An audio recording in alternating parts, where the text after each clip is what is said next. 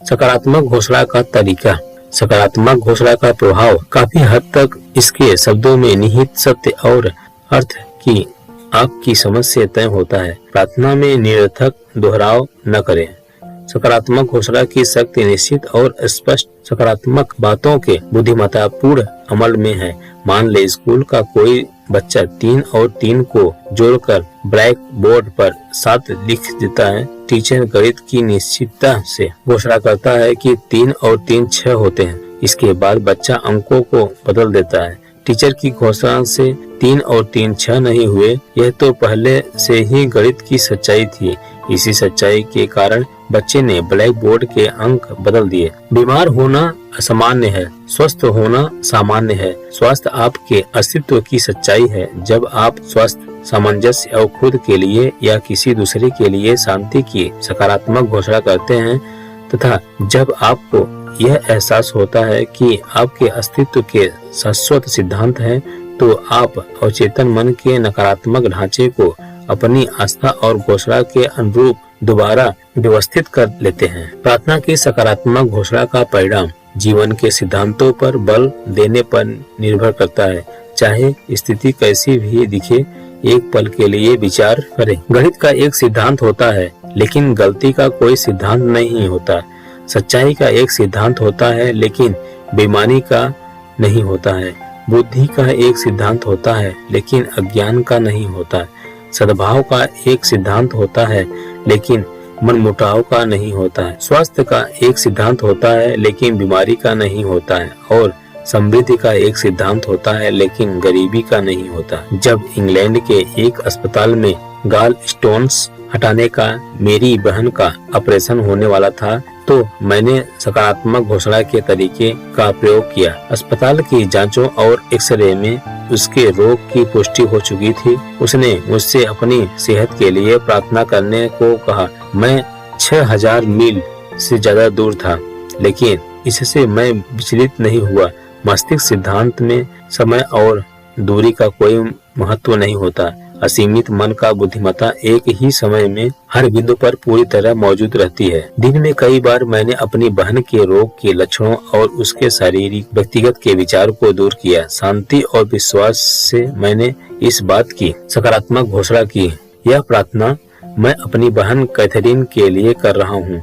वह आराम और चैन से है, संतुलित और पूरी तरह शांत। अवचेतन मन की जिस उपचारक विधि ने उसके शरीर को बनाया है, वह अब उसके अस्तित्व की हर कोशिका, स्नायु, ऊतक, मांसपेशी और अस्थि को बदल रही है।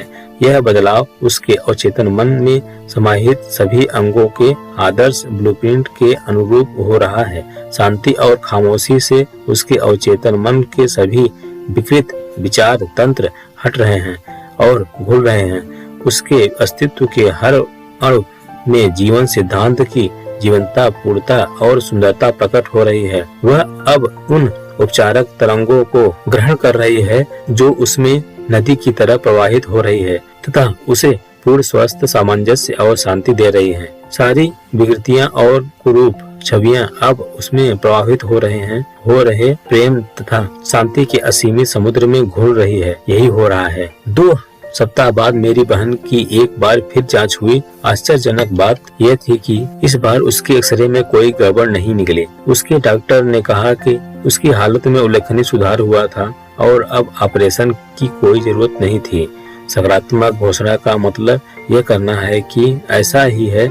जब आप सारे विपरीत परिणामों के बावजूद इन मानसिक नजरियों को सच मानते हैं, तो आपको अपनी प्रार्थना का जवाब जरूर मिलेगा। ध्यान दें, आपका विचार सकारात्मक नहीं, सिर्फ सकारात्मक घोषणा करता है, क्योंकि अगर आप किसी चीज से इनकार करते हैं, तब भी आप दरअसल उस चीज की उपस्थिति को स्वीकार तो कर ही रहे हैं। सकारात्मक घोषणा को दोहराना यह जानना कि आप क्या कर रहे हैं और क्यों कर रहे हैं, मस्तिष्क को चेतना की उस अवस्था की ओर ले जाता है जहां यह आपकी कही बात को सच मान लेती है। जीवन की सच्चाइयों की तब तक सकारात्मक घोषणा करते रहें जब तक कि आपको संतुष्टिदायक अवचेतन प्रक्रिया न मिल जाए। तर्कपूर्ण विधि, यह तकनीक इसके नाम के अनुरूप है। डॉक्टर फिनिज पार्कहर्स्ट क्विम्बी के अद्भुत कार्य से विकसित हुई है। क्विम्बी मानसिक और आध्यात्मिक उपचार के क्षेत्र में अग्रणी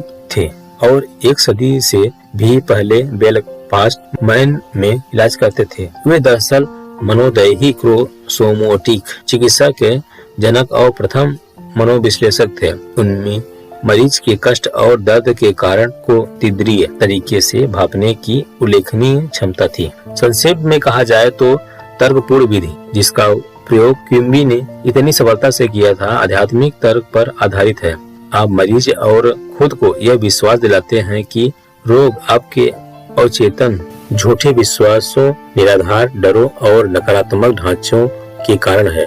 आप अपने मस्तिष्क में स्पष्टता से इस पर तर्क करते हैं और रोगी का विश्वास दिला देते हैं कि बीमारी विचार के एक विकृत ऐंठन भरे ढांचे के कारण है, जो शरीर में प्रकट हो गया है। किसी बाहरी शक्ति या कारणों में गलत विश्वास अब रोग के रूप में बाहर आ गया है, लेकिन विचारों को बदलकर रोग का उपचार किया जा सकता है।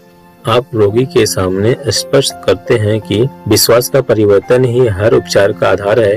आप यह भी बताते हैं कि अवचेतन मन ने शरीर और उसके सभी अंगों की रचना की है, इसलिए यह जानता है कि इसका कैसे उपचार होता है, इसलिए यह इसका उपचार कर सकता है और यह आपके बोलते समय भी ऐसा ही कर रहा है। अपने मन की आदत में आप बहस करते हैं कि रोग मस्तिष्क की विकृति विचार छवि की छाया है। आप अंदरूनी उपचारक शक्ति के समर्थन में जितने भी तर्क और प्रमाण जुटा सकते हैं उतने जुटाते हैं। आखिर इस शक्ति ने ही तो सभी अंगों की रचना की है और इसमें ही हर कोशिका, स्नायु और ऊतक का निर्माण आदर्श तंत्र है। फिर आप अपने मस्तिष्क की आदत में तथा अपने रोगी के पक्ष में फैसला सुनाते हैं। आप आस्था और आध्यात्मिक समझ द्वारा रोगी को मुक्त करते हैं।